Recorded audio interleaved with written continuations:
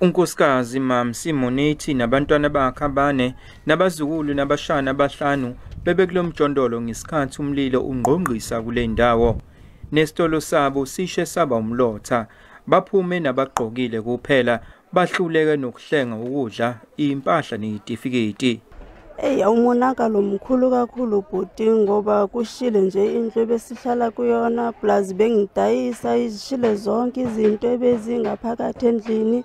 Umakhelwane kankosikazi Moneti unkosazana noMpumelelo Zulu njengenqwabe yabantu lapha ikhali yayithulisa, abanye bathi abakalitholi usizo. Hayi kade salinda bandla thu izindlu soyithola sitholi kuze kube manje asiqala ukushelwa la emijondolo sesishelwe kakhulu. Asisizakali sifuna ukuphuma emijondolo abasikhiphe emijondolo. Abezimo ephuthuma basebenze ubusuku bonke becisha umlilo bahlenge imijondolo engu-50. Umasipala weTheku nenhlangano enikela ngosizo bebekhona ukuhlenga abantu bephinde benikela nangosizo. iTheku and council and the human settlements, they do have really plans to rehouse or to provide better housing to the community.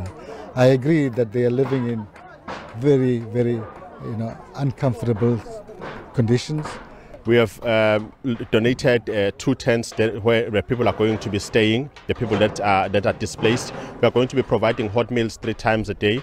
We have organized mattresses as well as blankets as well as hygiene packs. Abanye bakhahlamezekile bakhosele ihholo lomphakathi, kanti-ke njengoba besalinde usizo kuyiphathimandla abanye sebeyiqalile ukuyivusela izakhiwo zabo. Ey'ndabeni za SABC, nginguvusi Khumalo eThekwini.